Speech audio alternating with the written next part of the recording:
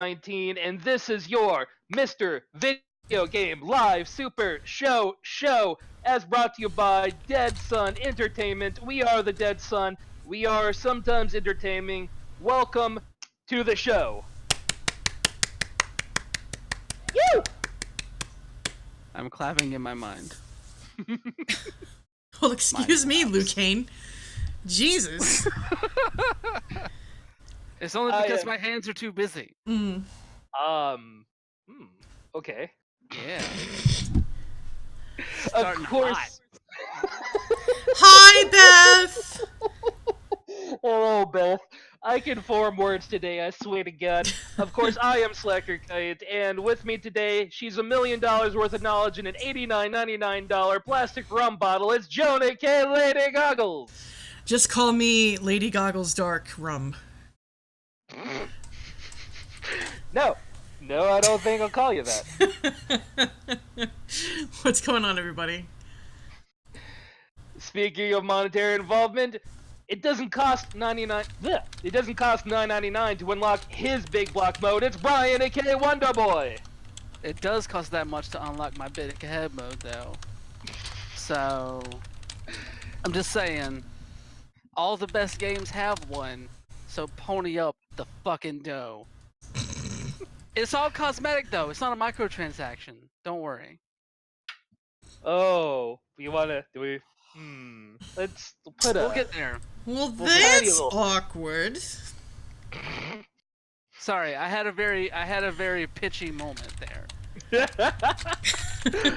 forward that one later when we get to it. Wink. Exactly. So you know what? Let's go with Joan first this week. Joan, what you been up to? Me? What you playing? Oh my god. I know. Let me tell you, I brought yours up first, and let me switch over to mine real quick.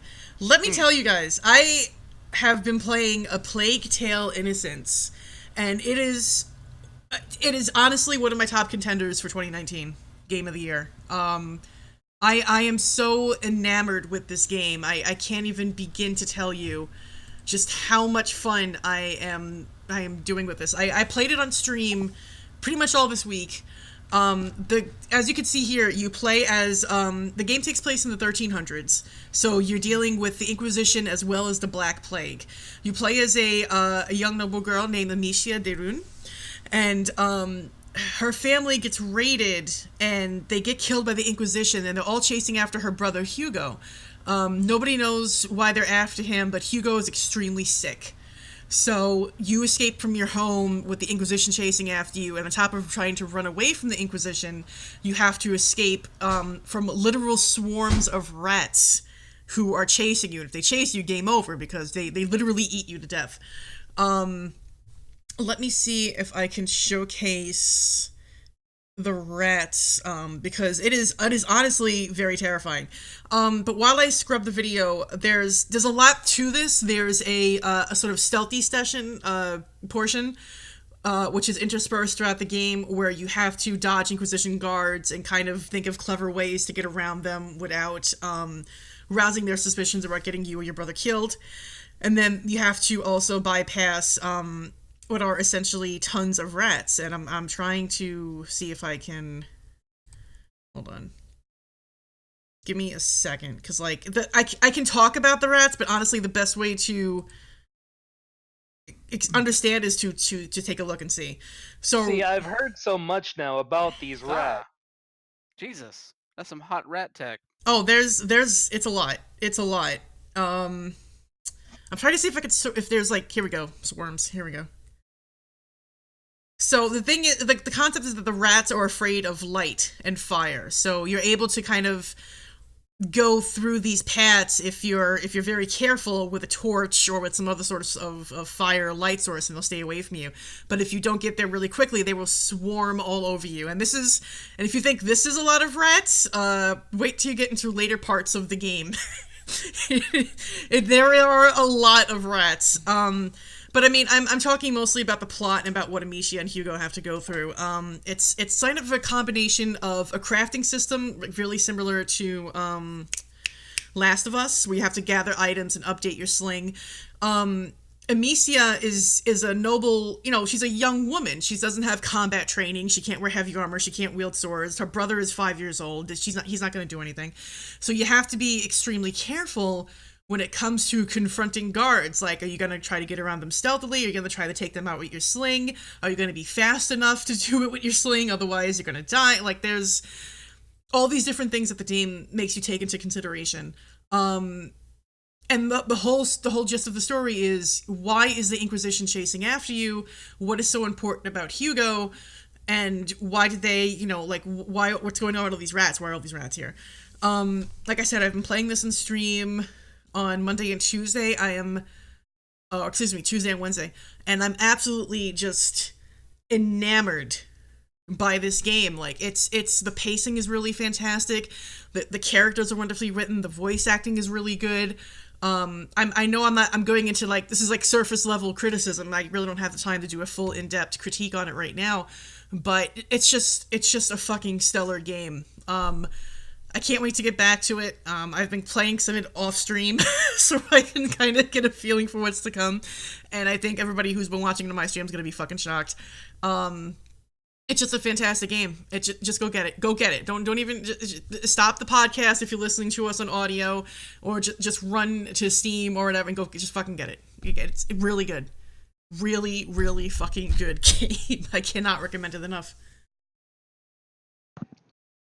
Yeah, you're definitely not the first or last person to recommend this game to me, and it's definitely a quiet contender out there, but it looks and sounds kind of gorgeous. So, I mean, and this particular scene, like, this isn't even one of the more, like, prettier scenes that you'll see when you start the game with Amicia and Amicia's dad in her home. Like, I had to stop when I was live playing this and just, like, look around, and I was just, like, breathtaken by how gorgeous everything looked. I mean, it's a very well-crafted game. They really didn't do a lot of shortcuts on this title at all. None that I've seen, anyway. There were a couple of stealth sessions where you get a little frustrated because the answer isn't immediately obvious, or you kind of have to, like, do trial and error just to figure out what to do, but, like, they're kind of few and far between. I just, like I said, I've been ranting and raving about this game. I've been waiting for it to come out for months, and it did not disappoint. Go check it out.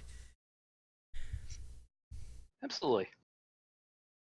Meanwhile, normally I wouldn't talk about this because it's an older game at this point. It's only a year old, but that qualifies as older by now. Yeah. But I've been playing Dragon Quest XI the last week, and specifically something last night happened, and I more wanted to pose this as a question to maybe the rest of the audience, but also the people on the podcast. Now, Joan saw the section of the game that I'm going to be specifically talking about. But there's a whole, like, 2-hour long-ish section that deals with a character that it's never explicitly stated, but the character is heavily encoded to be gay. And, man, this whole section, you run across him in this one part of the game. He comes back to your party after a while, and he is being carried on a float, and everyone is dressed in Mardi Gras outfits, and they're all playing while he dances on the stage that they're carrying as you go through this section. And it felt really, really weird to me. Now, I have taken a look into it. Nobody else really seems to have much of a problem with this section, so I'm wondering if other people have played sections of games that just made them feel weird and uncomfortable while nobody else really saw problems with it. I have a slight issue with how Sylvando is coded. I mean, like, it should be noted that it's a Japanese video game, and right now the way that LGBT representation works is not the best, from what I understand, to put it mildly.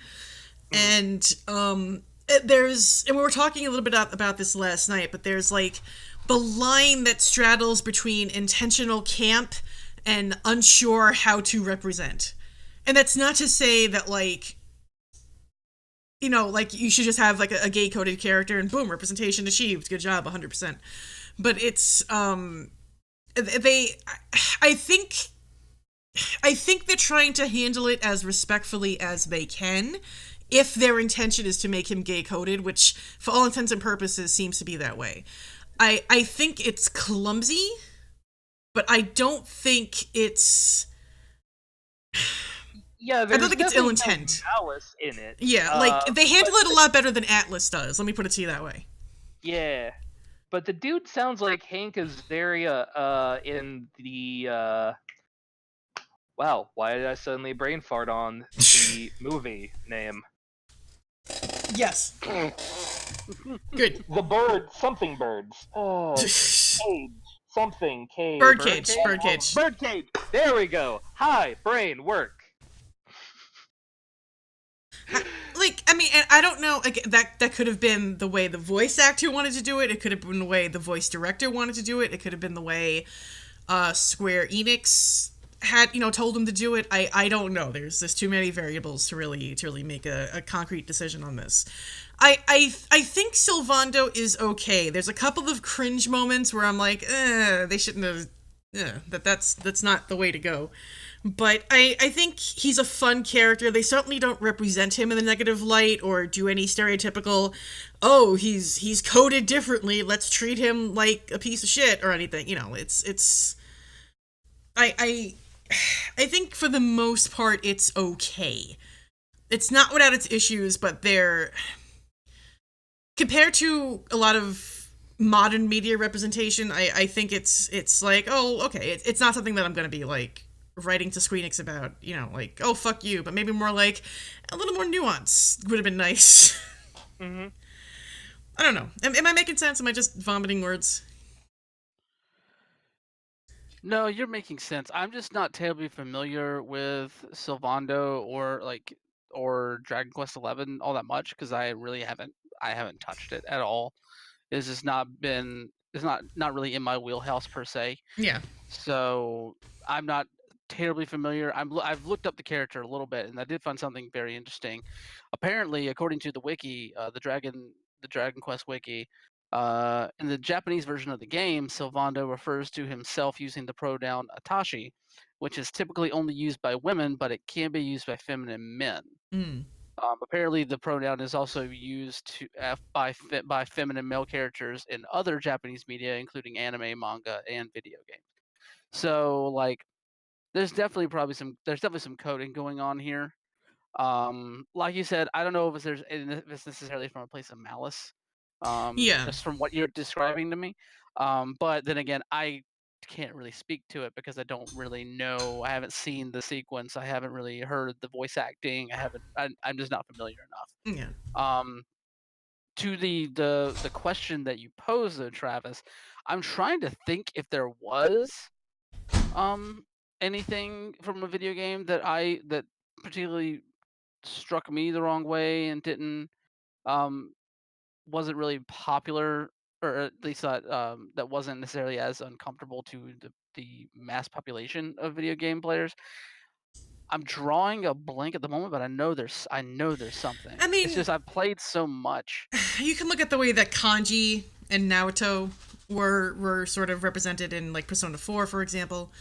But I'm kind of leaning more towards what Beth and Shad is saying, like, that it's clumsy, but given the culture of the people who are making the titles, it's this sort of gray area of trying to represent somebody in the LGBT plus area, but also not really grasping the difference between like stereotypical behavior and not, like I'm kind of leaning more towards what Beth is saying. Yeah, Brian, to give you more of an idea of what I was looking at last night, I put 2 pictures in the Discord. Take a peek. Oh, that's just some fabulous bullshit right there. That's just me on Pride Day. That's all that is. Okay, yeah. I'm with you on that. Like that's not from a place of malice. That's just fucking being fabulous right there. That's just fucking like voguing on a very heightened budget. That's all that is.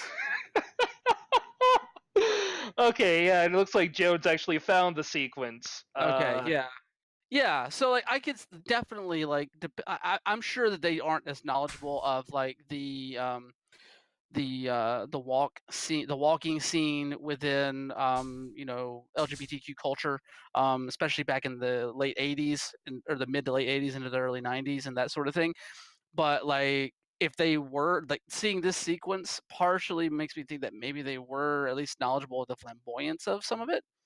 Um, but yeah, like this is definitely over the top. This is ridiculous. But I don't think it's gonna replace a malice. Like this just feels like this is how I felt. I think seeing this is the same way that I felt the first time I saw Dalton Castle. For those of you that aren't familiar, Dalton Castle is a professional wrestler who, up until a few months ago, because he turned bad guy, he would come out with like giant peacock feathers on his like full body Freddie Mercury style suit, and he had two boys with feathers that fanned him the entire time and posed as his furniture, and he sat on them. So that being said, very very keen similarities here, very clear coding here. I don't know if it's necessarily making me uncomfortable, but also I'm fucking fabulous, so I don't know. Touche. Yeah, but I know that there is a game that had that effect on me, the way you're talking about, Travis. I just can't pull it off the top of my head right now. Yeah, because a lot of the stuff that really got to me was like pretty much like stuff that got to a lot of other people, I'd say.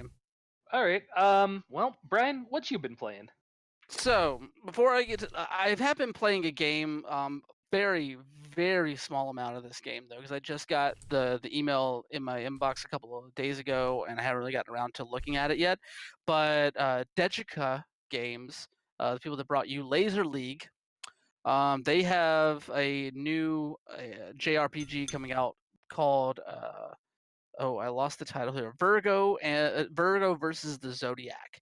So basically, this is a traditional turn-based JRPG that does take some combat elements from the Mario RPG games, where you have turn-based combat but real-time combat elements within it too. So a lot of like time button presses for counters, for enhanced attacks and stuff like that.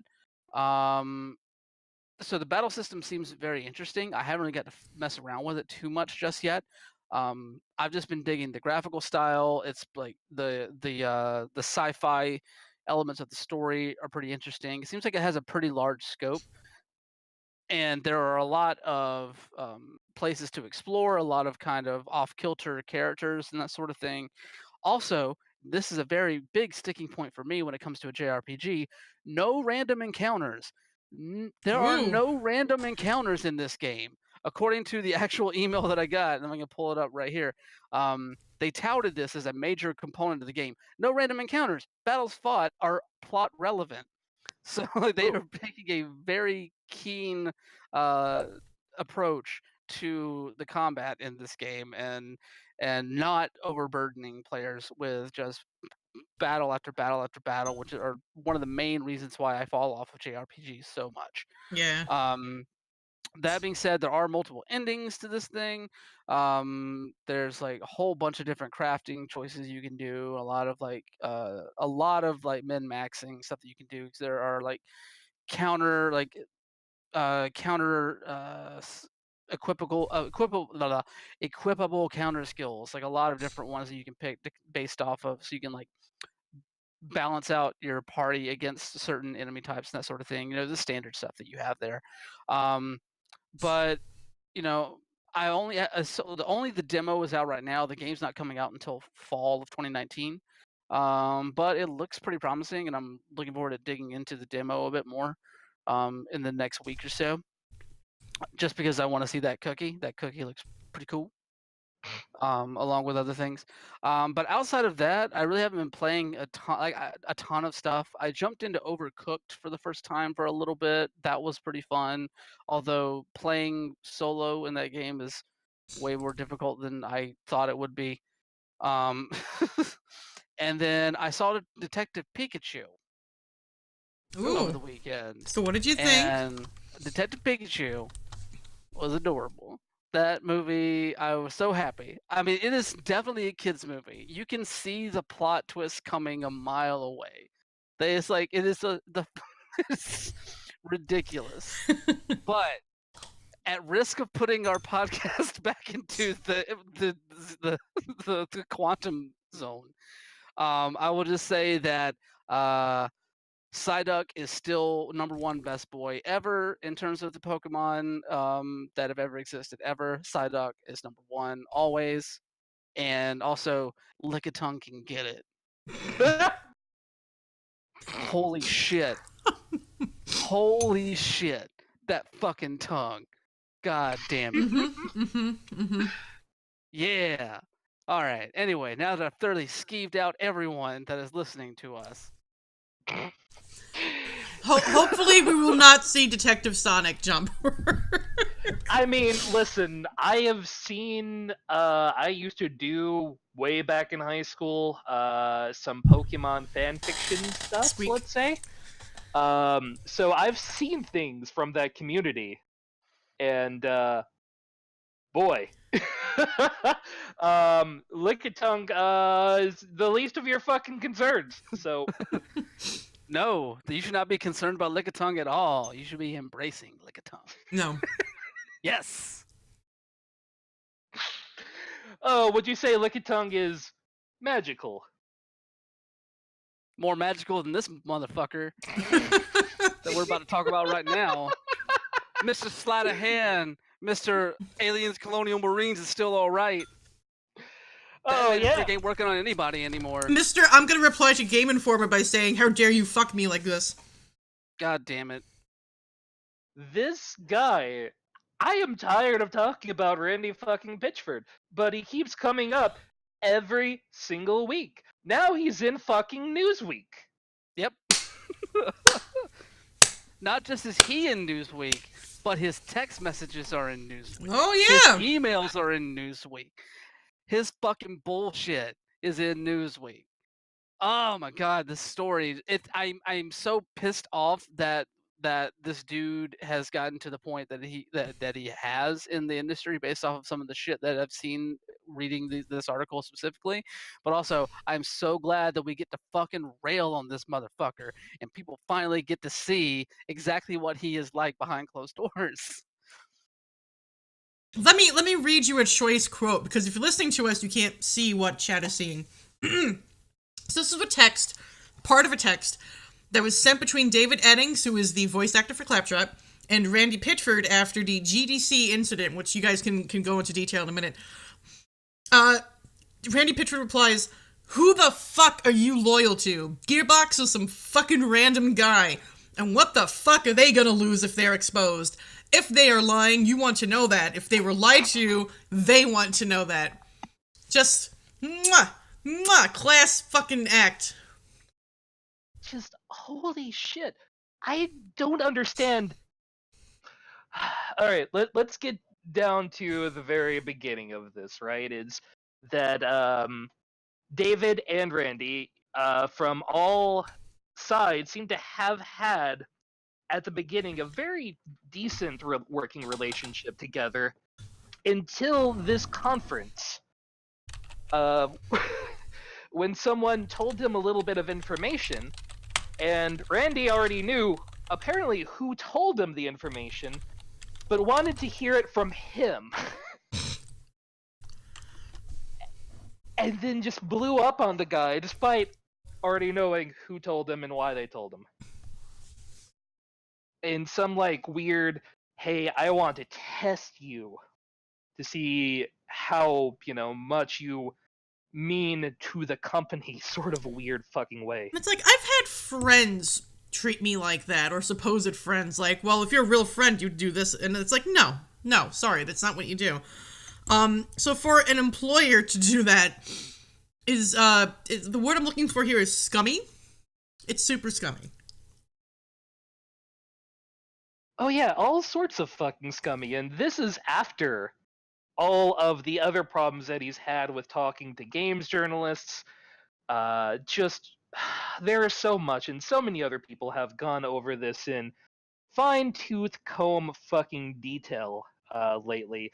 it's amazing the number of people that I've seen talking about this man in specific over the last week.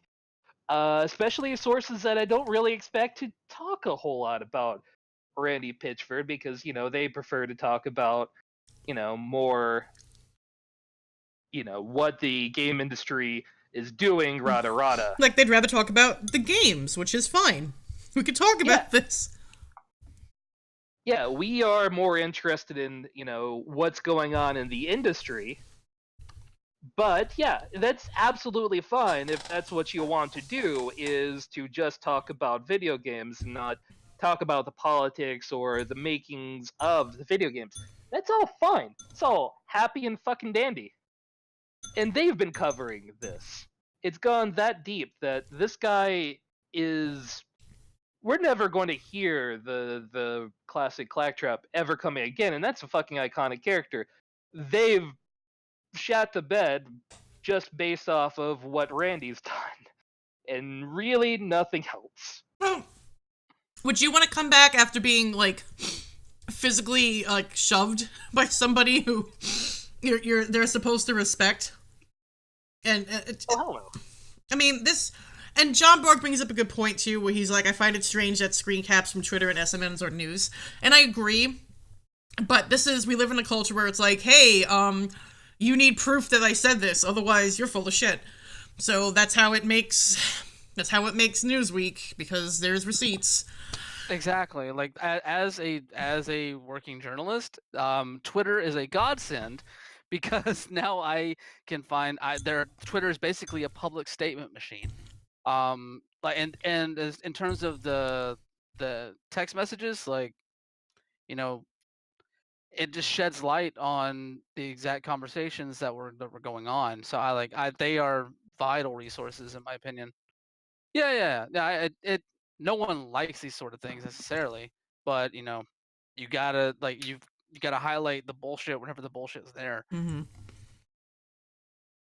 What amazes me is Gearbox has been standing fast by Randy Pitchford too. Totally nothing, no qualms. There's been nothing changing between their relationship between themselves and Randy as far as his CEO position, when this is stuff that would have probably gotten people in a lower management position fired a long time ago. Oh yeah.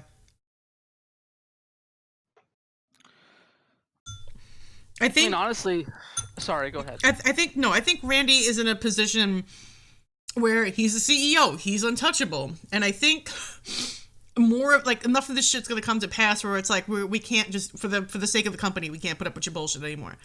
But he's gonna fight it tooth and nail, and I wouldn't be surprised, and this is just me speculating, that internally it's a fucking shit show in there right now, and he's threatening people or just losing shit or whatever. I don't know, but I'm sure internally it's a hot mess. Yeah, and honestly, this is the exact wrong thing that you want to have playing out in the minds of the public, right as you're trying to promote the return of a beloved franchise like Borderlands.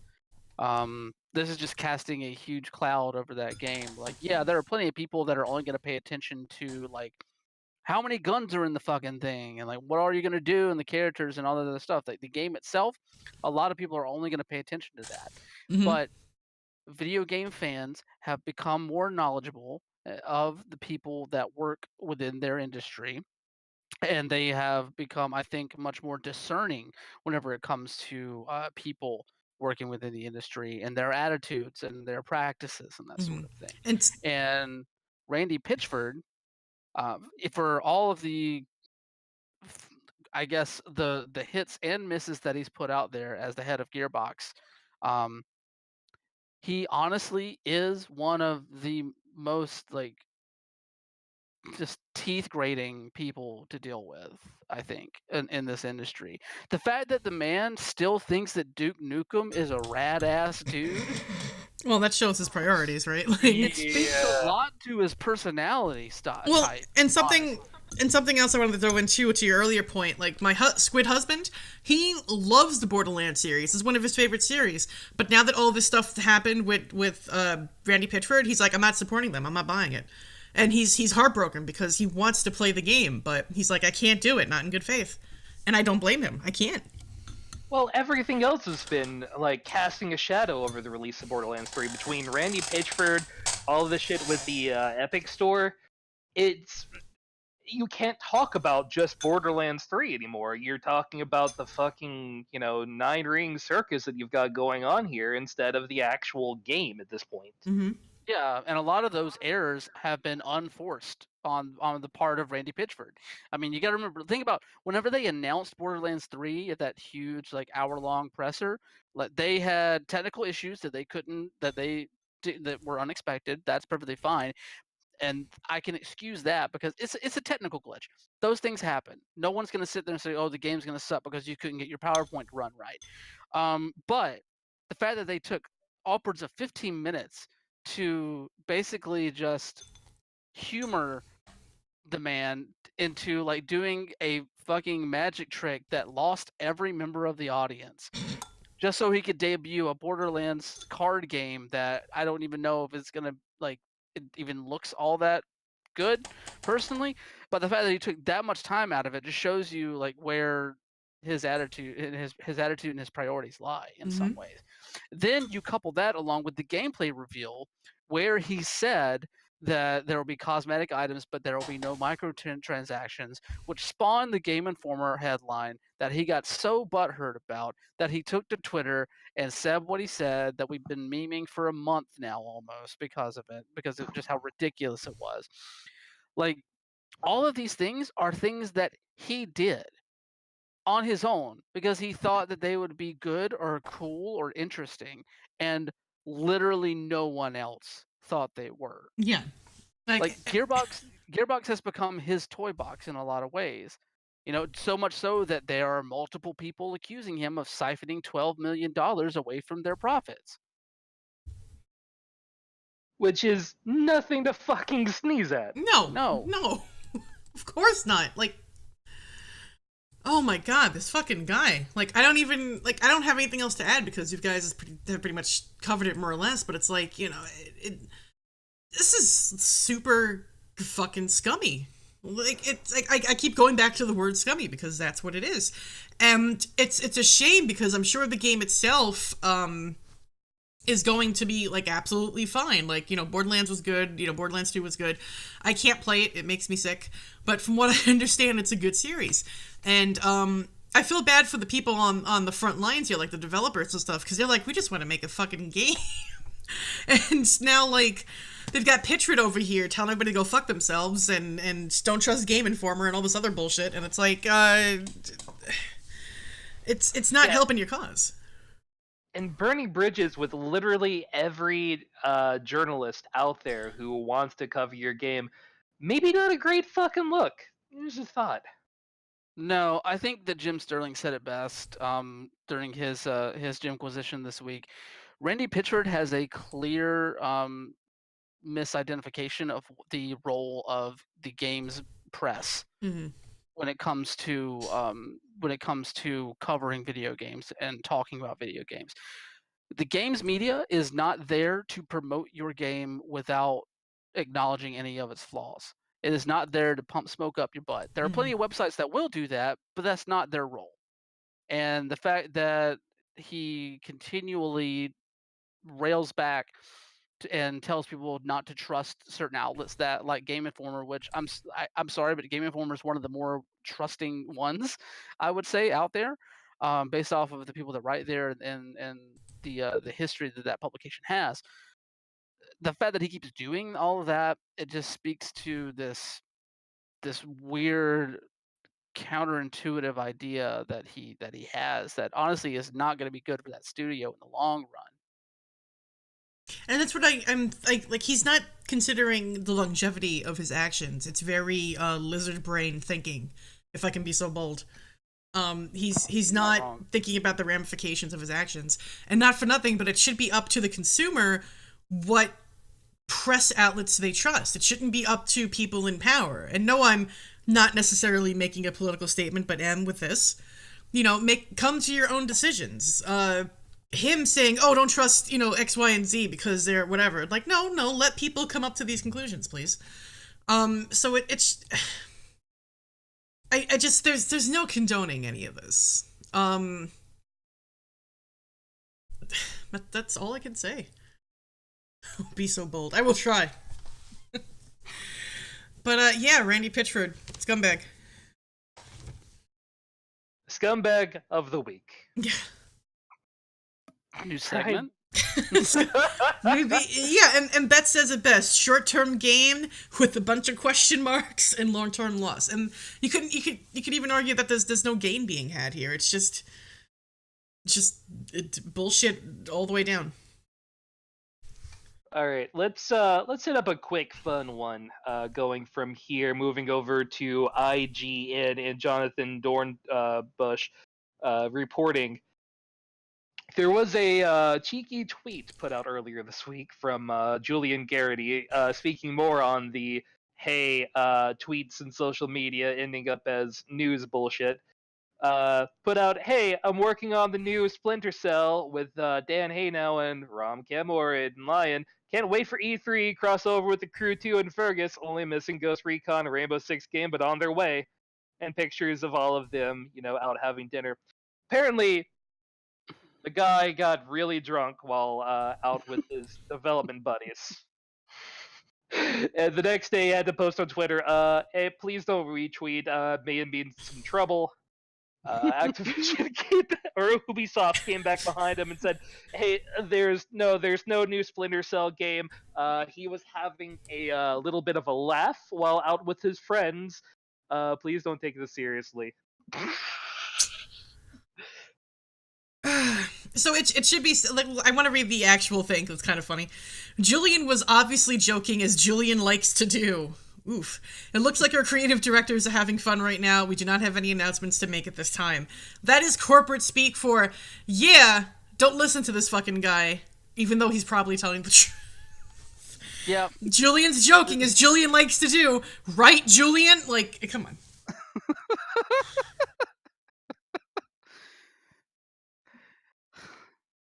Yeah, I mean, there's always a chance that there's something out there that they were talking about, but no. Every single news person that has been asked about this, no, there's been nothing. There's nothing on our radar, and usually we have an idea. People talk about these sorts of things. No, there's fucking nothing. Don't even fucking worry about it. Here's the thing, though. I trust Ubisoft in saying that Julian doing this big old drunken tweet fest here, that was all a joke or a misspoke or a misspeak or whatever. That's fine. Mm-hmm.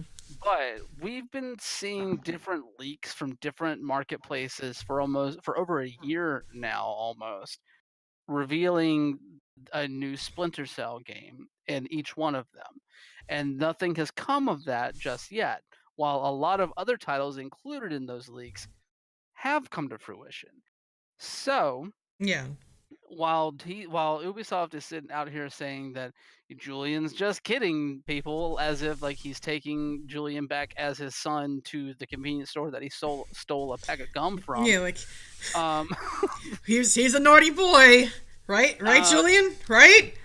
Yeah, exactly. That pack of gum is probably still real, and they're probably holding off to buy that until E3. E3, yeah. Honestly, I would not be surprised to see a new Splinter Cell get announced at E3 based off of the leaks that we've been seeing for a while. Eventually those things probably do come to fruition. I've given up hope on Bloodborne 2. I don't think that's coming down the pipeline, even though it got leaked in multiple places as well.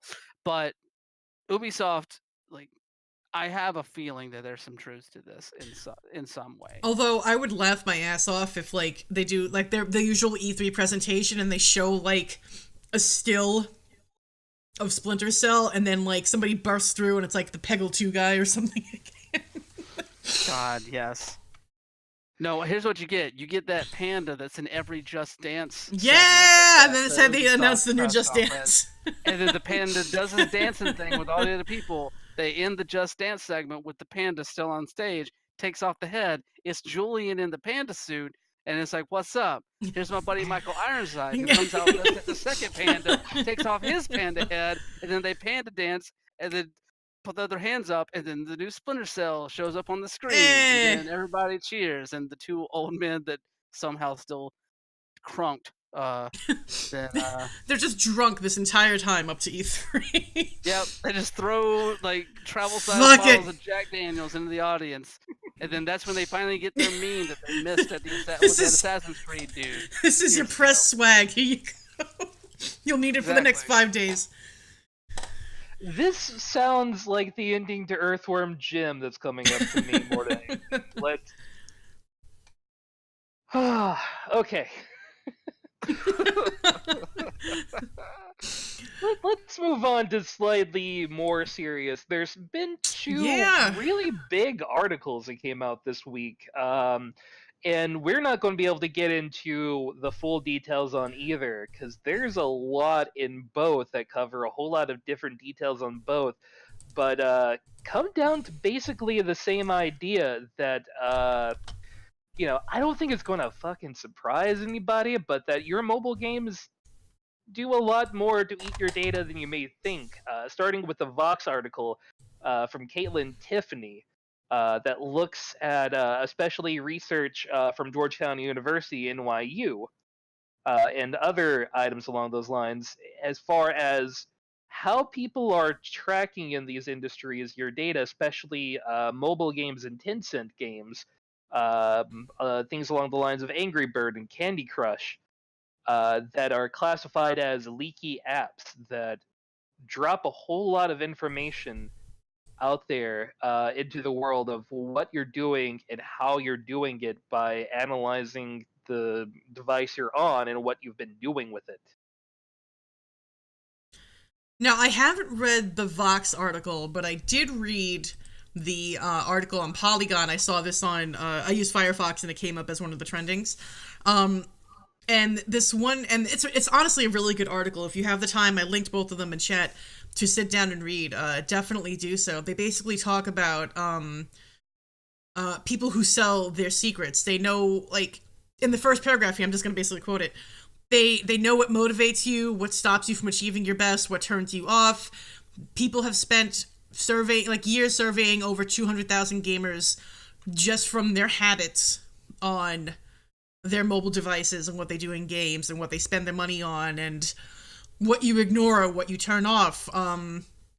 It's something that, like, for those of us who are really deep into video game culture, like, none of this is really, or tech culture, none of this is really surprising, but seeing everything kind of spelt out in these articles is a little shocking. And make no mistake, companies are using these, like, for example, to show how people get addicted to their games and how they can implement that sort of systems into their games and to keep people addicted, to see what kind of other information you can get out of them and to see what other data they can milk from you without you knowing, so that they can basically manipulate you to either spend money or play more of their games or, convince your friends and family to do the same. It's again, it's nothing that should be surprising in this day and age, but it's very insidious, and I highly recommend, like I said, you take a chance and look at these two articles, because they're really going to open your eyes on a lot of this stuff.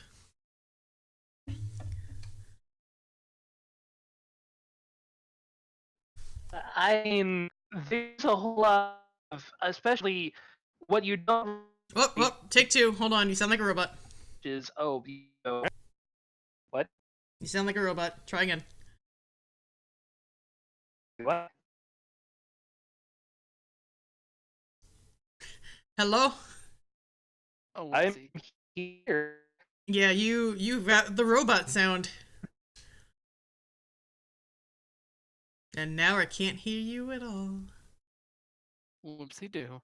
Nothing No, I at think all. that. Go ahead. No worries. Well, while Trev gets his microphone or whatever in order there.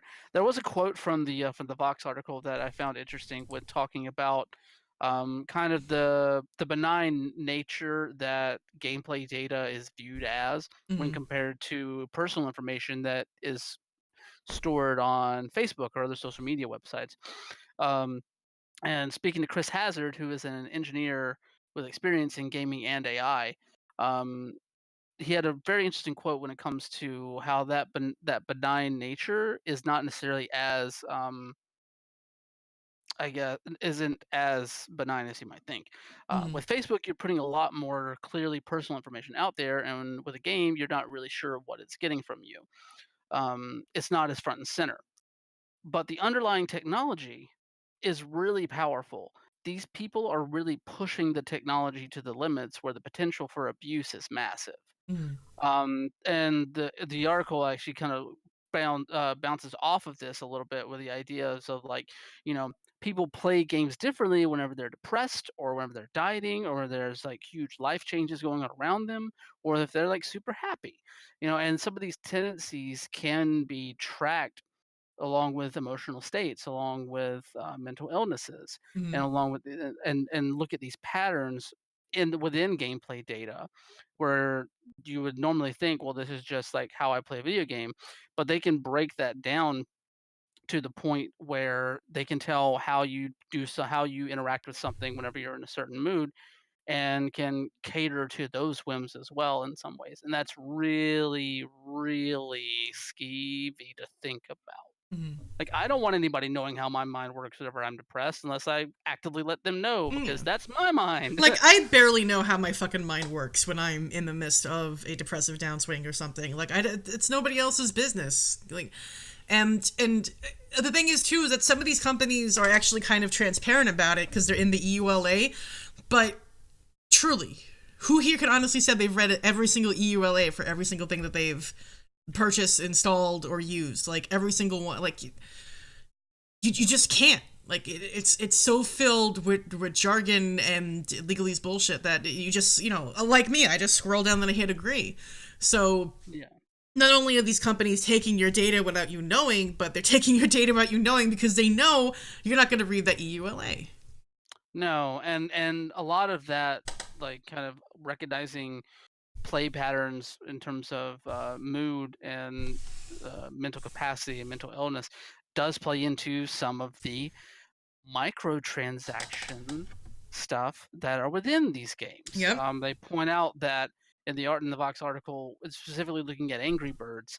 Um, for instance, if the person spending hours playing a game where you fling upset cartoon birds was in fact a child or someone who struggles with gambling addiction or impulse control, or is otherwise vulnerable, Facebook finds Angry Birds a new user and collects its check. Angry Birds finds users that will spend enough money to offset the cost of being found. Like Yeah, like it's the fact that it's it's yeah, fucked up, but it's not surprising. And again, to anybody who's and I keep repeating this point because it bears mentioning, to us, to people listening, to people who are heavily involved in tech culture, video game culture, they're kind of intertwined at this point. You know this is happening. We've been talking about it for years. The EFF have been talking about it for years. But when it's spelled out like this, like, hey, here's even more details that you may or may not have known, it sort of just like for me it the Polygon one in particular sort of shocked me into holy shit, like they're really getting more in depth than I ever thought they could. Like I didn't realize about the emotional aspects of it or the mental aspects of it or looking into how addiction works and stuff until I read the articles. And then I'm like, fuck me, man. Like I didn't consent to this shit. Although maybe I did, like it's I think there's something to be said for research with adults knowing they're under research, but not for adults who have no idea what's going on, and especially not for kids. yeah, no, and and honestly, the most ominous thing about this is something that another person in the Vox article says. If you could do this for a games company and you're really good at it, you can then go start working for other companies that have less trivial goals than just selling digital gems to people. Yeah, you're right. Like it's based like it's basically a grooming ground for people to like cut their teeth on these sort of tools and then move on to the places that do interact with your personal information and do interact with some of the more intimate parts of your life, and has clearly and repeatedly compromised those things. Like, if I'm going into grad school, and if I did research without consent, like and I based my paper off that paper would have to be thrown out, because ethics in research is so vitally important in order for you to have like a respected journal article, respected paper, respect anything. So it's only one aspect of the problem, but it's a problem that's really bugging me. It's the lack of ethical consideration. I know businesses do this all the time. I'm not that naive, but it's still it aches in my craw, like that they would do this without the ethical considerations. And again, you don't do this shit when kids are playing. Like, it's bad enough when it's adults, but with kids, like, kids' minds are still developing, and they're still trying to figure out what's what. They can't give consent.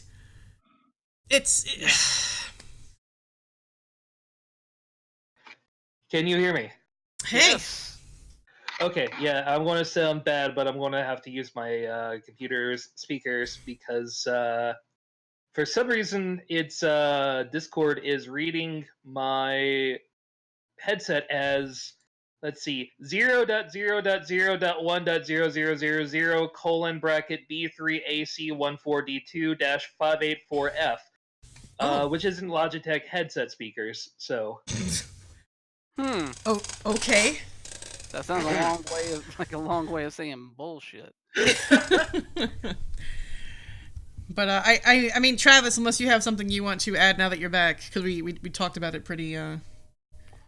Yeah, much. I listened to most of it. I mean, this is the sort of thing why people ask me, hey, why don't you have any free games on your phone? Or why don't you do any of those fun little Facebook quizzes or anything along those lines? No. If you see like a Facebook quiz, hey, use your birthday and year to tell you what pony you'll be. I'm a pony. Don't do that. Don't fucking do it. And these articles explain to you precisely why I don't do that fucking shit. Now, I admit to you very easily that I am personally a bit of a nihilist when it comes to my own data. Mm-hmm. I already know it's out there. It's out there, and there's nothing you can fucking do about it. I don't have to give them the extra heads up, but they already know my birthday, they know my spending habits, they know my trading habits. They are already very well aware of my political leanings. Take it a bit with a grain of salt on those ends, sure, but yeah, there is a lot of fucking data out there on you. No, they're not going to be able to zero down on specifically you as far as, some guy out there trying to read and understand precisely you. But there's enough data on your trading habits in order to sell you whatever the fuck they want to sell you. That will always come across fun and easy. And John Borg in chat brings up a good point. Cash is no longer king; data is king, and that information is gonna trump everything. If you're sitting on a pile of information that people want, then the ball is literally in your court. All right, let's move on from that story. Brian, I'm afraid if I present this, I'm going to be a little bit. I am not very good at the esports thing. You mind covering this one? I do not mind at all. All right. I am the esports boy here, apparently. So there's some trouble brewing at one of the more popular esports organizations out there, EchoFox. Last week, prior to our recording, I came across a story on, I believe it was on Dexerto.com, where Rick Fox, the former NBA champion with the Los Angeles Lakers and founder of EchoFox esports organization, which mainly participates in the League of Legends LCS, as well as they field many competitors in fighting game tournaments, most notably Sonic Fox, our favorite boy here at Mr. Video Game Super Show. Rick Fox announced that he was going to pull his money out of Echo Fox and completely leave the company because at that time unnamed shareholder had made some racist comments, and he did not want to tolerate that sort of thing, and decided that if the shareholder wasn't going to leave, that he was going to leave. This escalated over the week. The shareholder in question was announced, or was the name was released. It was revealed to be Amit Raizada, who was a founding partner of the investment group Vision Venture Partners. They were a company that offered a large investment into Echo Fox around the time of its founding, and he did in fact make some racist remarks about about former Echo Fox CEO Jace Hall, who now works as a custodian for Twin Galaxies. Jace Hall, I believe he confirmed the comments. I don't know if the actual comment ever came to light, but did confirm that it happened. Raisada's lawyer came back and said that his client had never made any racist comments or threats towards Rick Fox and his family. But then it was later revealed that there were emails where Raizada explicitly threatened Rick Fox and his family. Let me see if I can find Nice. the actual email here real quick so I can give you the language. I know it was in all caps. This was, of course, another report from Dexerto. Where is it? There we go. Okay, so this is whenever he learned that Fox was going to leave the company based off of the comments that Raizada had made to Jace Hall. And I quote, "There will be no deal on anything, and if Rick does not do his duties, I'll personally fuck him and his family for the rest of my life in any way possible." End quote. Jesus. So that's what Raizada said. His legal representation denied that he said that, but the emails are there to prove it. And now Riot Games, of all people, are getting involved in this. So because Echo Fox is a major partner or major participant in the LCS, they were one of the first franchises to buy their spot in the LCS with a $10 million fee paid to get that spot a number of years ago.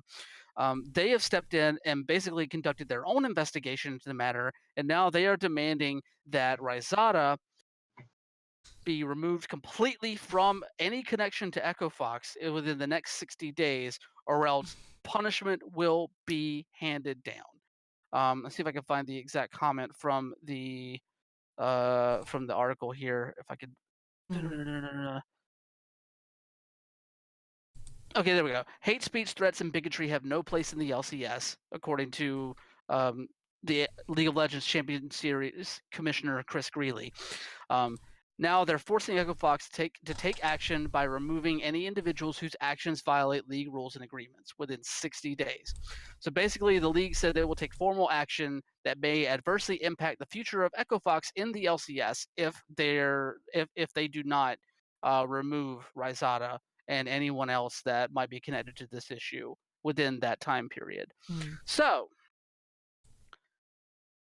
also, Rick Fox did say that if Raizada left, he would stay with Echo Fox, which honestly, Echo Fox needs Rick Fox in a lot of ways, because there's a reason why his name is on the company. His name is on the group. He is like and he's not just a silent investor with this thing. He is on the forefront. Like, he came from traditional athletics to put a legitimate face on esports, and his association to esports has really legitimized the field amongst a lot of pro or a lot of professional athletics fans. Not to mention his financial stake in the company. I would say that if Echo Fox lost Rick Fox, they would lose a big chunk of their identity, and they honestly, I could see them going the way of some other companies that have dissolved in the esports realm. Mm. I mean, esports is rife with companies that have started off on really good footing and then like dissipated within years. So I really hope Echo Fox wouldn't go that route. I think that it's pretty easy to cut the toxic part of this out.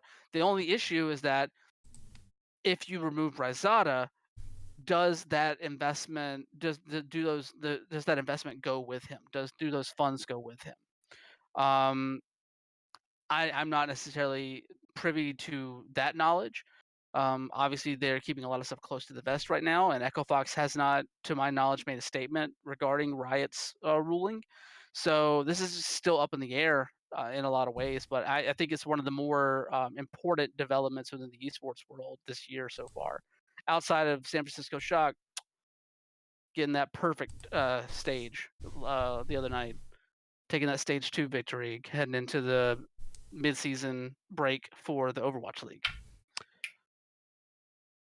I mean, I'd have to imagine if Rysada as well stays on this would have, beyond Echo Fox, have a larger impact on the community, especially things along the lines of hate speech and things of that nature don't float well in especially in business circles of the community. Let's say there may be some streamers that it works out positively for, but for the actual business side of it, I can't imagine this going over well for him, especially if more comes out.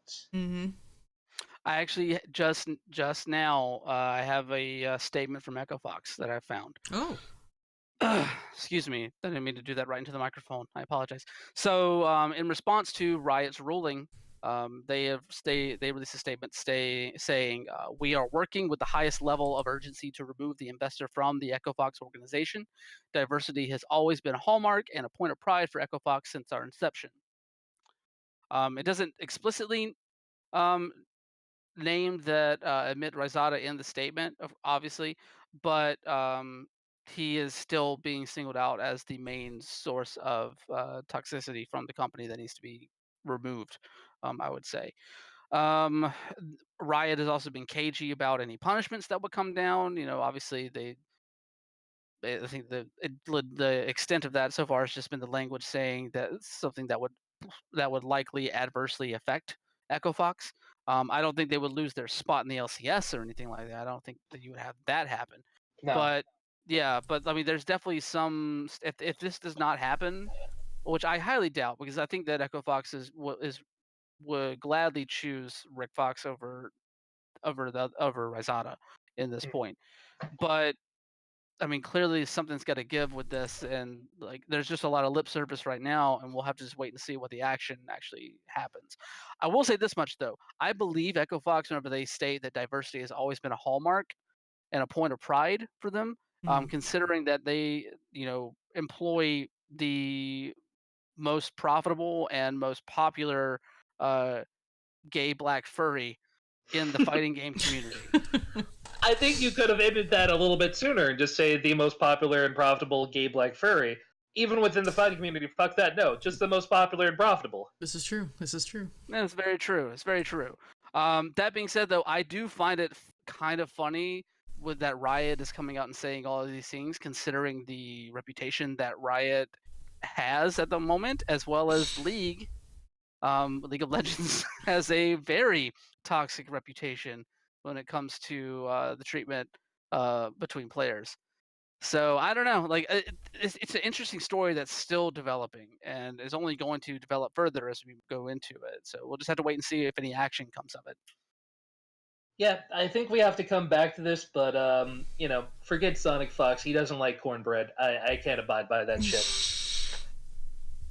Man denounced cornbread on Twitter.com. No. Anyway.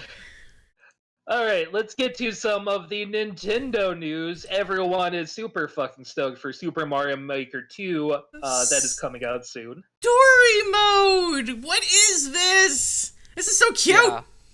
I have to know what the story mode is going to turn out. So apparently, you get to rebuild Princess Peach's destroyed castles. Destroyed castle. Like this is fucking. I'm loving it. I'm loving it. Give me the game. Yeah, there's an awful lot of adorable going on here. There's brand new music made by Koji Kanto here for the game specifically. So, longtime Mario music maker is going to be here giving you brand new tunes specifically made for the game. And a whole lot of additions over the original Mario Maker, such as giving you access to a special environment for 3D World. And a lot of people have been noting that there's a space next to 3D World for the additional worlds. So, and it says plural in the name. I don't think it's additional worlds, but it ends with an S. I can tell you that much. So there may be other modes out there available. If not directly on launch. I can't imagine them not wanting to extend on that with the way that they're laying that out. Mm. But I think I might be the only person out there that's not super fucking hyped for this game.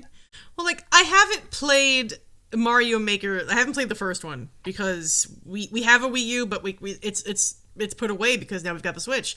So, like, I've watched people play Super Mario Maker. I've watched people play different courses. So I'm hyped for it because I'd like to get an opportunity to play it, especially now that I see that it has a story mode, which, you know me, I'm all about fucking story modes. So I can understand, like, if you're kind of just over Mario Maker, I get it. But for somebody like me who hasn't played it, this looks so cute, and I'm really looking forward to hopefully getting into it. I think it comes to me like I have been aware of the ROM hacking community, especially the Super Mario World ROM hacking community, for some 15 years now. Good old somethingawful.com was what got me to know and understand and love that weird fucking community, and they make some bizarre ass games. Oh yeah. That you can't do that shit with an officially licensed Nintendo product. No. And there's a lot of cool things you can make with Mario Maker. Look at the gravity. Sorry, I haven't seen this yet, so I'm just like, ah! But especially, there was a cool tool that was being developed by a lot of people called Super Mario Brothers X that could also do, 3D world type stuff and all of these other type of things. And it's still kind of out there. Development was officially canceled because Nintendo sent a cease and desist to the people that were officially working on it before. But of course, once the tool's out there, especially amongst hackers, it's going to fucking spread. So there's a lot of stuff but it could have been so much bigger than it is currently because of that cease and desist that was sent out, because apparently they were working on Mario Maker at the time and didn't need the competition. So I have in myself a little bit of meh to Mario Maker 2, but I understand as well why everyone else is so fucking hyped. It's sort of like, while there's this Mario World stuff, it requires a whole lot of programming and all of this stuff to really get all of the finicky details. Meanwhile, in Mario Maker, you can just pop and play. There is the Lunar program that you can use for Mario World to help out with that, but you're only making vanilla Mario World levels with that without getting into the detailed programming. Meanwhile, with this, yet again, it's drag, you drop, and you get chain chomp coming out of pipe and all this weird bullshit that you can have going on. John Borg brings up another really good point. He's saying that, like, hey, Mario Maker has been the only user-created level game that's kind of worked.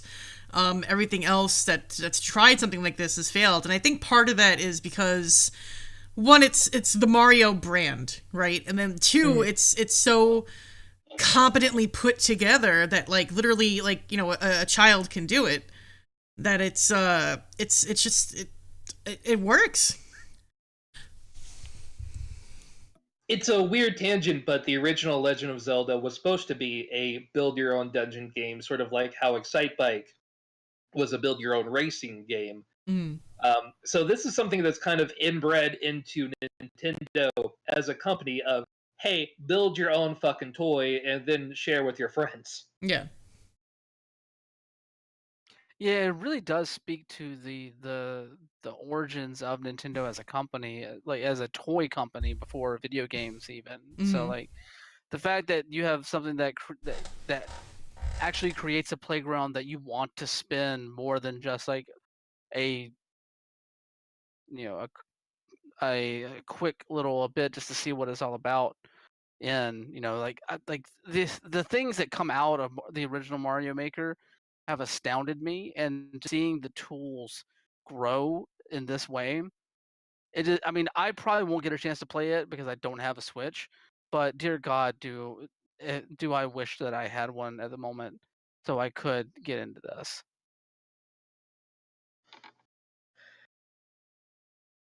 But I think that covers most of what's kind of going on here. While there are more details going on with this, not a major focus, I don't think, for us. So we do want to hit one more other Nintendo item. This one's more of a fucking head scratcher than anything else, though. Nintendo's putting out an opportunity right now to buy a pair of game vouchers that you can buy for $99.99. That you can you can recover these game vouchers now to buy other Nintendo products, only specific ones, but Nintendo products that cost $60 or $69. What? Yeah, so remember whenever they said that the people that bought in on Nintendo on Switch Online would get like additional perks down the road? This is one of those. You Why? buy like instead of like just offering you a discount on games like every other online service does or every online subscription service does when it comes to video games. They've decided to sell vouchers that can be used on specific games. What the fuck? And like it's weird because like some of these games are obvious picks, like Breath of the Wild, Super Mario Odyssey, Mario Maker 2, that sort of thing. But if there are other stuff that you want to use those vouchers on that don't fall into that, like it's just so weird that they are putting a stopgap on these things that are supposed to be perks for buying into online. I have two questions. One, why is 1-2 Switch $50? Two, why not just do a fucking discount? Like, hey, if you went ahead and you bought a Switch Online, here's a discount for even 25% off a new title because you're spending money on it. So, like, hey, 25% off fucking Super Mario Maker or Pokemon or whatever. Like, that's a good deal. Not whatever the fuck this... I don't... What? Yeah, I'm not sure how the math breaks down exactly because like you're paying $100 for game vouchers that net you roughly a $20 price difference on games. It's you're no. This makes no sense. Yeah. Like I don't consider myself to be an unintelligent person, so maybe I'm missing something, but this So basically, you buy. I just had it click in my head right now. You buy the $100 thing, so you can buy two things that equal $120, and you get the $20 off that way. Oh, that's fucking. It's real, especially considering they have games that are only $49.99 there. So like, if you did that, why the fuck are you buying the voucher anyway? Right, like what's the point? Like, oh my god, this is. Oh, okay, all right, good. This is fucking stupid. This is also what the fuck is Go Vacation? I don't know. I've paid attention to a lot lot of releases that I've never seen that. I don't. Ever. Yeah. Yeah. Once again, Nintendo does not know how to do online. No. At all. Although, don't forget that if you are a Twitch Prime member, you could redeem a free year of Nintendo Switch Online literally right this minute, right now. So if you haven't already done that, there's literally no point in you not doing so. Like, go do the thing. But unless you're like me and have a family plan, so can't add to it. Yeah, this is like, again, why not just do a straight discount? Like, hey, use this promo code to get, 15% off, 20% off, even like 10% off, whatever. Like it'll cover the tax, right? Like it would just be so much easier than having what Nintendo does, which is convoluted shit for really simple problems. Well, it reminds me of when I got the Piranha Plant but I pre-ordered the physical copy of the game. So in order for me to get the Piranha Plant DLC pack, I had to register my game, and then by registering the game within 2 to 3 days, I would get an email sent to me, and the email would be for DLC, and then I could put in the DLC code into the eShop. However, the eShop wouldn't verify within the game itself yet because the DLC wasn't out for the game yet. So I just had to trust that I had the DLC for the game up until the point that the DLC actually came out. Christ. You know what you could do? Aristocrat. Yeah. You know what you could do? You, in the game's programming, you make a switch. And you turn that switch on if DLC added. If DLC not added, leave the switch off. If the switch is on, hey, you have access to the DLC now. It's not that fucking hard. I can do it in RPG Maker. Like, come on, Nintendo. Come on. Your name's even the fucking Switch. Do it. Jesus. All right. Let's hit up some lightning round items. Get through these real quick, fast shop light. We have an update for the upcoming Sega Genesis console that's coming out. They've got some really interesting additions, such as Mega Man The Wily Wars, Street Fighter II, and Ghouls and Ghosts. Mega Man The Wily Wars is especially interesting because previously in America, you could only get it if you happened to have the Sega channel, like some sort of aristocratic fucker back in the 1990s, and it hasn't been available since unless you're fucking emulating it like some sort of asshole.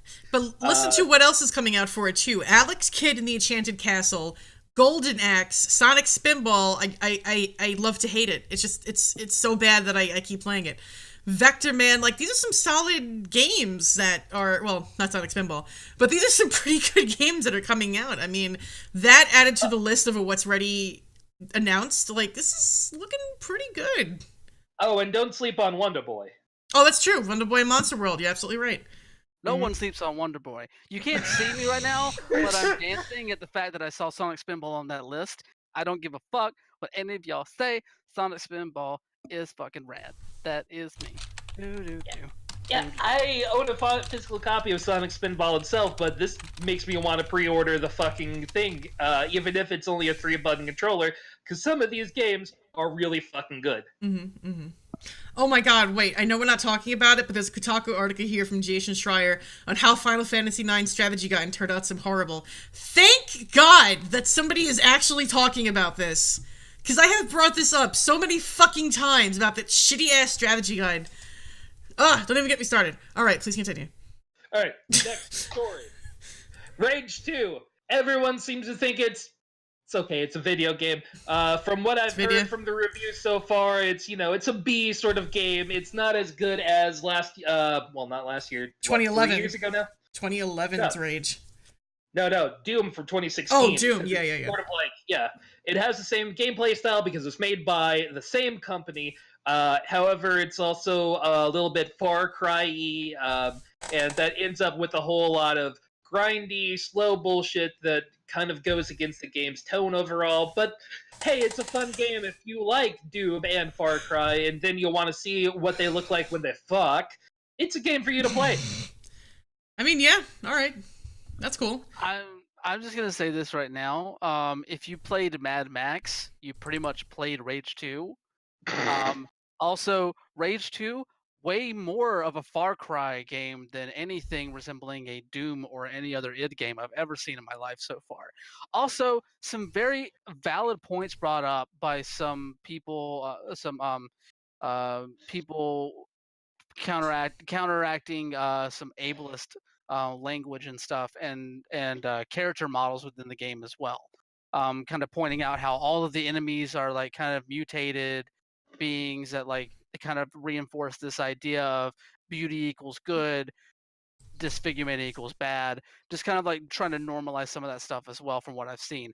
Outside of that, I can't really say that, I mean, the game's a solid like C-, I would say, from what I've seen. I want to try it out, but the fact that it just seems kind of like more of the same that we've seen in a lot of open world games from so far Yeah. is pretty like kind of to me.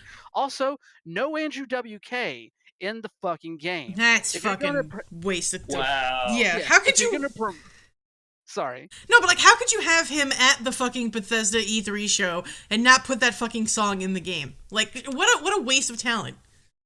I mean, no Andrew WK anywhere in the game from what I've seen, and honestly, the tone that the promotion put out there is really not anything that you find in the game itself. Yeah. I think you already said that, Travis, but I just had to push that point home.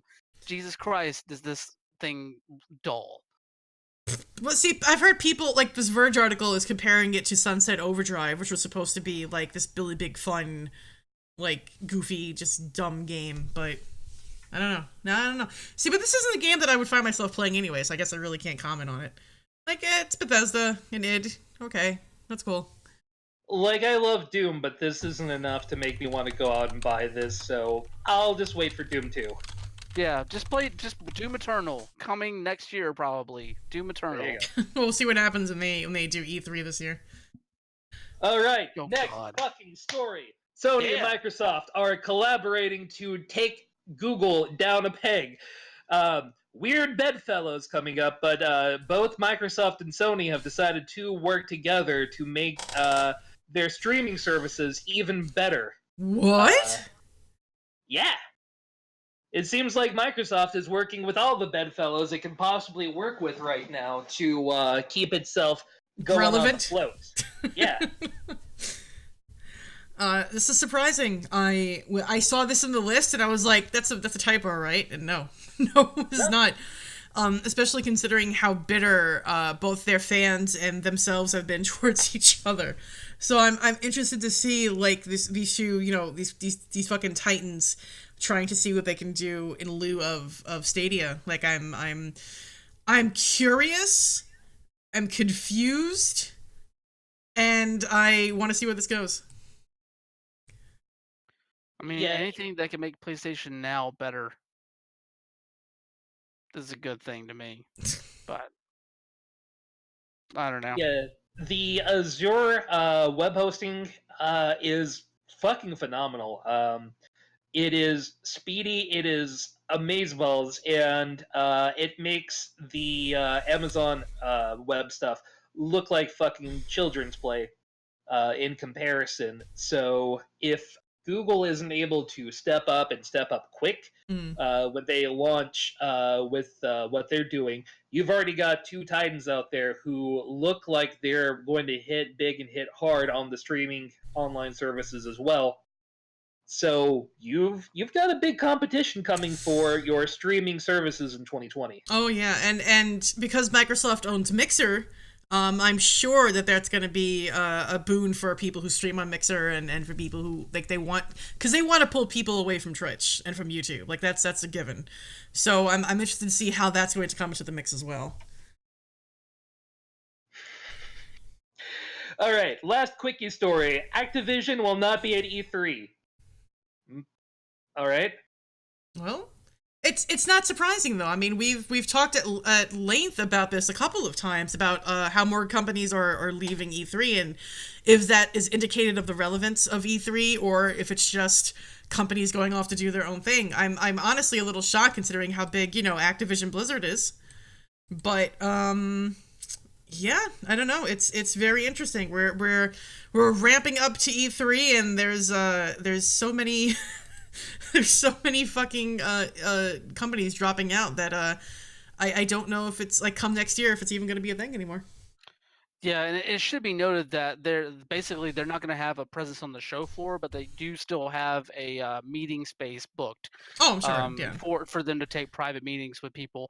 Also, interestingly enough, in this article from GamesIndustry.biz that reported this, good old Brandon Sinclair there, he did note that Thank you, Brandon. Electronic Arts is also coming back to E3 this year. Oh. They have a private meeting space booked as well. They're not on the show floor, but they are going to be taking meetings at the conference proper, not just at EA Play. So I don't know exactly what that's going to say about the EA Play experiment or whatever, but I think it does speak to some of the desperation that EA might have in trying to right some of those financial disparities that came about from pushing a game out the door that was nowhere near ready. God, I can't get over this cold. This is an absolute tangent, but it's semi-related, but it's not. When I was a kid, I wanted to be a video game journalist, and my dream was to go to E3. And with everybody leaving and stepping away or coming back, whatever, I feel like I will never realize this dumb dream of mine. Because it's just a trade show for press and for like whatever. But it's just something I always wanted to do just for the experience. And you know what I mean? Like, I worry that, like, I'll never get the chance to do it. No, I mean, I completely understand. Like, even if you just only go once, like, it's still something to experience, I would say. You know, obviously E3's importance in the grand scheme of things has dwindled drastically in the past decade. Oh, yeah. Oh, yeah. It's not the same as, like 10, 15 years ago, No. But, it's still something worth going to. I mean, there's a reason why every games press outlet converges on LA for that week. Mm. We can talk all day about how E3 has lost a significant amount of its importance, but the people still come. The meetings still happen. The reveals still go on. The press conferences still go out across the internet to everybody that could ever want something from this sort of thing. Yeah. So like it's not as important as it was 10, 15 years ago, but it still has a firm hold in terms of the media cycle. Yeah, and to play devil's advocate for a second, chat is bringing up some really good points. I know we want to move on, but I want to touch on what they're saying, because they're talking about, they're saying that E3 is kind of dated, and now with the internet being so prevalent and anybody can upload a video, like Nintendo does their Nintendo Directs, Sony is starting to get into something similar to that. I forgot what it's called. Sony, State of the PlayStation Experience. PlayStation Experience, thank you. So it's almost like, well, we've got E3 and they're doing important meetings and they're doing important releases, but with the prevalence of like internet video and how quickly that gets out, like, do we really need an E3? And they brought up some really interesting stuff that I don't know. I think it's worth looking at. But yeah, like Beth is saying now, like, I will still try to co-host conferences. I will still tweet about it nonstop on Twitter, like, because that is what I do. I mean, I want to keep in mind as well that the original reason for E3 and a reason that is still going to be relevant for years to come is that it's a place for people within the industry to talk with each other and to collaborate. So it's bigger for a very different reason than the customer-facing version that they've been trying to hype and put out for the last 10, 15 years. That is very different from the trade show that initially was. Yes. Mm-hmm. Well, especially since they opened it up to the public. Like, it used to be that if you were the public, you could not get in, and it wasn't until I think sometime in this last decade that they 3 years ago. Was it 3 years ago? Wow, I can't believe it's so few years. And I don't know. Like, part of me wonders if maybe that was also the reason why it's not as relevant too, because of letting the public in. I don't know. I'm speculating. I remember when I was in college and I was still doing research on some of the areas involved in this and blah, blah, blah. And I got an invitation, actually, to E3 in, like, 2005. And I shat myself and then realized that I'd have to pay, like, $800 in order to go. And I was a college student. Yeah. Yeah. Ba-da-ba-da. My brother got to go to the E3 when he was working at now defunct electronics store, TM. He got into a high enough position where he was working with people who were stocking, the shelves, and they were like, "Hey, we're gonna send you to E3," and he fucking got to go, the little shit.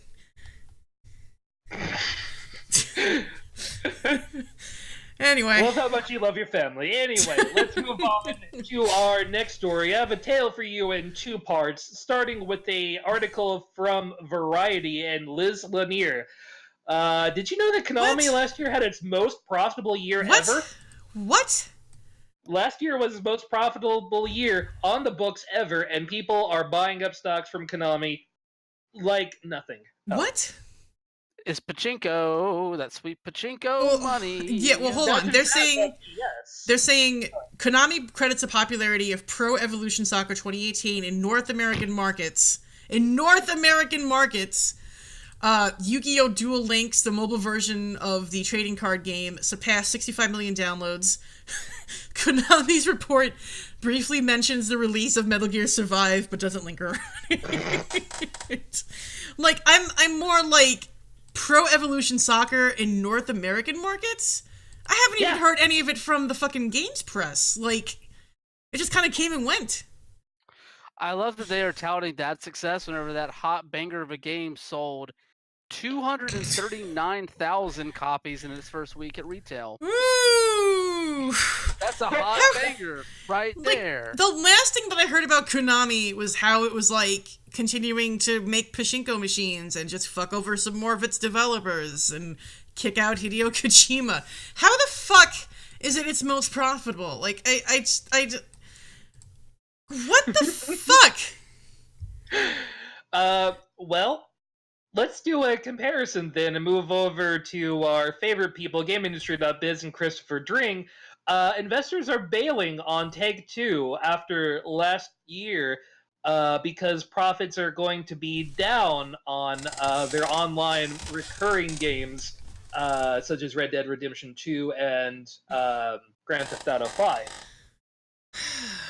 Like, this is the problem, one of the many problems with live game or play services, whatever the fuck they're calling, because they don't think long term. They only think short term financial gain, which there is, and I understand that. But after a while, people are going to be like, I just want to play single player, or I just don't want to do this anymore. Like, I have no desire and or no money. So of course it's going to suffer. This isn't something that has longevity. What the fuck? Yeah, I really think Strauss Zelnick's conversation really puts a nice pin on it. I think this comes from investors or some companies thinking about the business as though it was a SaaS, software as a service business, with an inextricably upward sloping curve in terms of results. And of course, we're an entertainment business, which means that results will be driven by the quality of our release schedule. And it shouldn't be the quality of your release schedule. It should be the quality of your releases.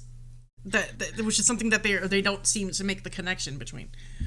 But this is why Konami is having its best year ever, and Metal Gear, holy shit, Take-Two is diving a little bit in its results from the market, because these people only want to see increasing long-term growth, stuff that you're seeing with Adobe Creative Cloud, yada yada, where you're seeing an upward slope in the amount of money that they're making because they can pull on trend rather than pull on, hey, we're going to sell this thing, this comes out this year, and it's going to be the hot item for the next 3 months, and then after that there's going to be a downward sloping curve in results to people wanting to buy it. No, they want to have that continuous SaaS upward slope that comes with having online always items, and they all seem to think that is fucking Fortnite. Not every game needs to be like this, and it pisses me. Like, I know why you made the Adobe comparison, because it's relevant and because it is a thing, but Adobe pisses me off because in order for you to use your project, you have to subscribe to their, use their subscription service. Otherwise, they will sue your ass, as was recent news. So fuck Adobe, and Adobe puts you in the position too because they're more or less industry standard right now for a lot of the stuff that their software is used for. So it's like, if you don't use Adobe, you're fucked for a lot of jobs. If you do use Adobe, I hope you're willing to pay out the ass every month, every year to use it. Otherwise, you're up shit's creek. So I just wanted to throw a fuck Adobe in there because I hate this software as service bullshit. I just want to pay one time for a game, and that is it. Give me my fucking game. I don't want any of the frills, or if you're gonna put them there as unlockables or as achievements or cheat codes. I don't give a shit. I'm just sick of the software as service trend that we've been seeing these last couple of years. It's just, I'm fucking over it, man. But at this point, that's all investors really want, is software as a service, and they're pushing hard on these companies like Take-Two to only put out games that can be potential software as a service. They got a little bit of that out of, their online stakes. somewhat, but there's going to be a tail end to how long Grand Theft Auto 5 and Red Dead Redemption 2 can really have that. It's not a sustainable. It's not fucking World of Warcraft, where 16 years later, people are still playing exactly the same game, but instead I can go to this new island where there's turtles. Right, yeah. Holy shit. I'm just frustrated. I'm frustrated with where the industry is going. I'm frustrated that we as the consumers are the ones that ultimately, literally and figuratively, have to pay the price for their dumb business bullshit. I mean, I really don't have anything else to add. I think I'm pretty much just right in line with y'all. Like this shit's gonna hit the fan at some point. Like, there's only so many of these types of games that can exist at one point. Not everybody's gonna find a banger. Not everybody's gonna find something that's gonna be sustainable. And it's nice that you are I take that back. There's nothing nice about it. You're beholden to investors, and that mindset has produced some of the most counterintuitive reasoning within the AAA game sphere for that just for like the past 5 to 10 years. It is incredibly frustrating. Just keep supporting the indies that you like, please. Yeah, for real. So we can keep getting games that we actually enjoy. All right, let's hit up our very last story, yet again from GameIndustry.biz and Brandon Sinclair. Hey, Brandon. Thank you. I feel like we owe royalties now if we actually made money off of this, but we don't. Kickstarter is not going to voluntarily recognize the Kickstarter United unionization effort because there's no official president of the company yet. Great. So basically, they just found an excuse to not recognize. Yeah, now, this isn't necessarily that there'll never be a president of the company, and I would love to hear what Kickstarter will say once there is a president of the company, but it's kind of fucked that you just say, no, I don't recognize you as an entity whatsoever. Yeah.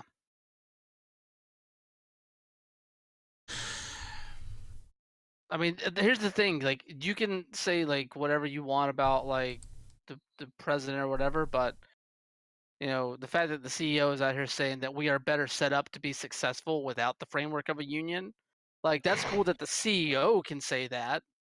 Oh, right. The company will be better without a union, of course, because you're a fucking company. We got to talk about how the people are going to be better off without a union. They're not, so. No. Like it's all lip service.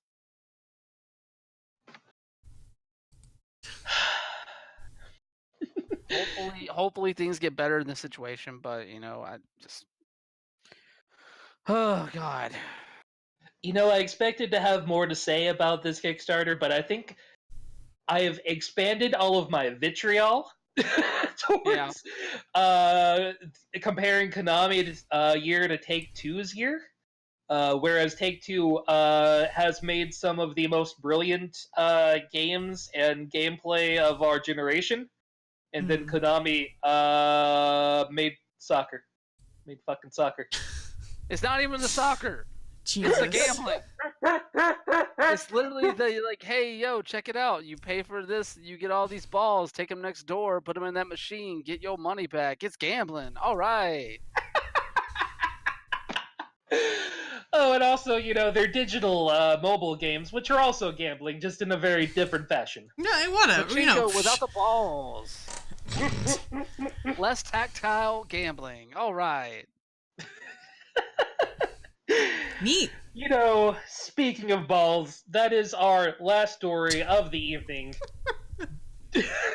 Konami, what if Vulcan Raven was a pinball? All right. Cool.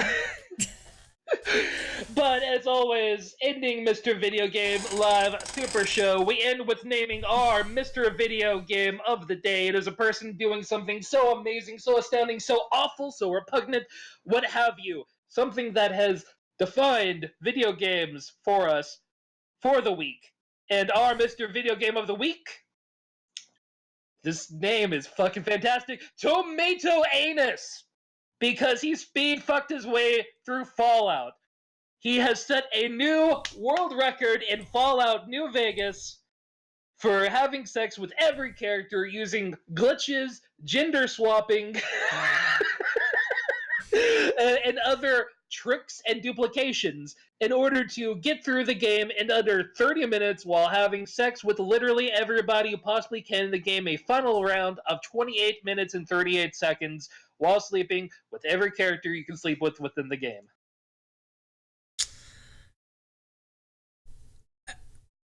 I got nothing. Like, I'm just impressed and slightly repulsed, but more impressed than anything else. I mean, like, everybody tries to find like their niche in the gaming culture, and I guess this is theirs, and fucking more power to them. This is incredibly refreshing to me, in the wake of some of the more like ultra specific goals that people put on their speed runs. In a lot of ways, I think there's a very famous video that I really like of a Mirror's Edge quote unquote glitchless speed run that honestly is probably one of the most entertaining asinine things I've ever seen in my life, because literally the dude uses glitches and points and is called out constantly by the guys on the couch behind him at a GDQ event for it. It is hilarious. I suggest you find it and watch it because it's beautiful. But that being said, this sort of restriction put on a speed run of where you're just going around and just banging it out as much as you can in the Mojave Wasteland, totally in on, totally buying in. I will just keep watching this over and over. Like, this is hilarious. And even putting that aside for a second, the fact that it's Fallout New Vegas, in the time where the Fallout franchise has kind of been sour to a lot of people as of late. Can't really imagine why. And it's New Vegas, which to me is one of the pinnacle for modern Fallout games. So the fact that New Vegas is sort of back in the limelight, and it's something as silly as this, I feel like it also keeps in the spirit of Fallout. Like, yeah, we're just gonna go ahead and fuck everybody we can fuck, and who cares? You know, like that is. That is quintessential, Fallout, in one way or another. It is very post-apocalyptic. I can totally see a character in Fallout just being like, yo, all I want to do is find everyone that I can put it in. Consensually. Consensually, yes, that was that wants it. Put it in. So, Tomato Anus, well done. That fucking name. Like, I'm never going to be able to forget him or them because of their name. Tomatoes. Anus. A jack of the killer tomatoes. Anus. So well done, Tomato Anus. You are this week's Mr. Video Games. Round of applause. I think most deserved. Holy shit. But this has been Mr. Video Games for your Thursdays. I almost said fucking September. Holy shit, no. No. Thursday, May the 16th, 2019. Thank you, John Borg and Beth, for coming in. Joan, any final words for us this evening? Well, I guess if I'm gonna fuck my way through America, I may as well get my husband's permission first. Brian, any final words today? Long live Thomas the Tank Engine. Do do do do boom boom boom. Fuck Mattel for getting on that modder's case about putting Thomas the Tank Engine in everything. Oh, Thomas shut the up, Tank Engine Mattel. should be in everything. Put him in Skyrim. You know Put what him we in need? Fallout 4. We Put need him in a Katana Zero. we need to make an NPC called Mr. Conductor with either Ringo Starr's or George Carlin's voice lines. I think that's what we need.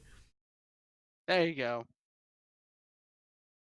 Alright, I'll just say finally we didn't cover this, but the IEEE did induct Ralph Baer, the father of video games, into its Hall of Fame. The IEEE is basically the organization within the computing industry that sets all of your wonderful standards and says, hey, this is how you're supposed to make this. So, fuck yeah, Ralph Baer for being an industry goddamn legend, and Simon is the shit. Yeah, and guess what? Ralph Baer made this, so thank you. Rest in peace, Ralph.